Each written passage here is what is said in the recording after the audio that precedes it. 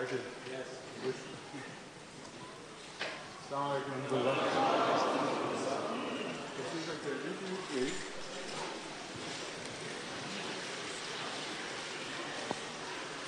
So, Sabi sir, in case you are here, please come and remain handy.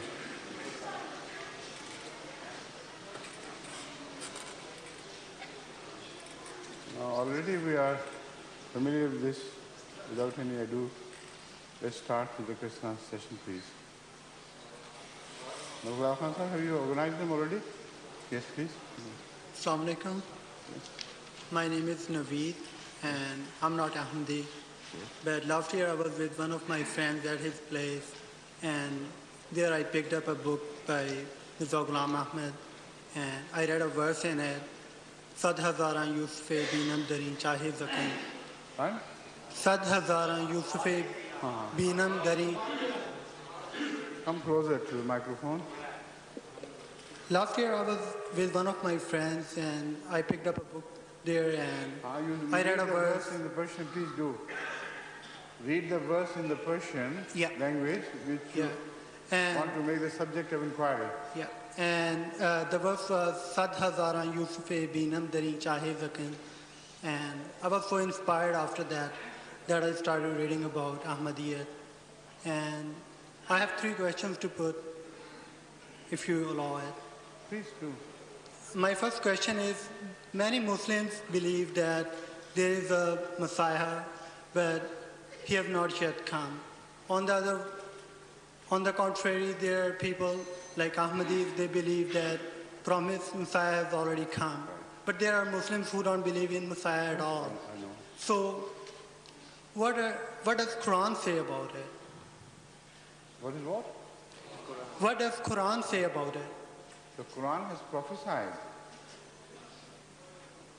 And you're talking of the realization of prophecy. How could any verse be added to the Quran so that the Quran would say, now he has come? The prophecies are a matter of the past. So all who believe in the advent of Jesus Christ believe it on the authority of the Quran and Hadith. So all the Quran and Hadith will tell you he would come. The issue to be decided is whether he has come or not. For that you should, you can ask questions. What are the proofs? What is the evidence that he has come actually? Correct? Yep, that's right. Is that what you would like to inquire? Yeah, sure. Okay, please sit down. There's so many proofs in the favor of Hadhrat Mirza Tahir Ahmed being the promised Messiah. But the most crucial point to be settled first is, what is the true meaning of the descent of Jesus Christ from not heaven is not mentioned, but just Nuzul al-Masih, descent of Jesus. What is the meaning of that? Unless you resolve this question, it's impossible to identify the person who claims to be that Messiah. Then you have to refer to other signs mentioned in Ahadith, which will appear before the coming of Jesus Christ.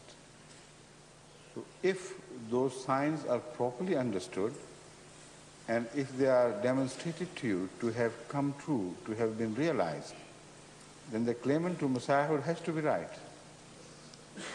If in the first instance you do not agree with the interpretation of Nuzul which we present with the help of the Quran, then the debate is useless, because then there is no question of Masih Maud being right. The most important thing hinges around the issue of Nuzul, whether he will be the same person of 2,000 years ago who appeared among the Israelites, who is expected to descend, or whether somebody in his name is going to be born in the Ummah of Muhammad Sallallahu Alaihi Wasallam and is only to be entitled Messiah. You understand the point? Once this issue is settled, the remaining issues will become just small, ordinary. We believe, on the authority of the Holy Quran, that Jesus Christ of old, that is of the Ummah of Musa alayhi salam, is dead. He died a natural death, not on cross. He was attempted to be crucified, but they failed to murder him through crucifixion.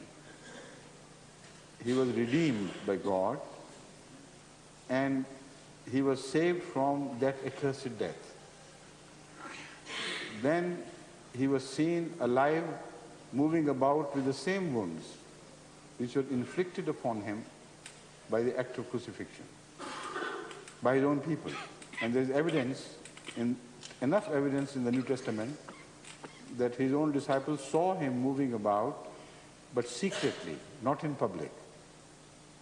Most often under the cover of night. He avoided the daylight, in fact, because he did not want to be observed by his enemies.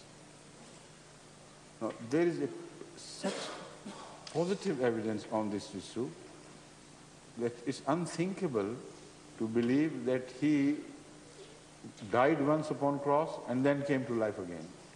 It's absurd. If anybody is attempted to be murdered by any weapon, and within a few days he's seen alive walking around with the same wounds, no sane man can infer from that he must have died and then come to life again. So the concept of the Christians is rejected by the Bible, New Testament itself. But the concept presented by the Holy Quran is testified.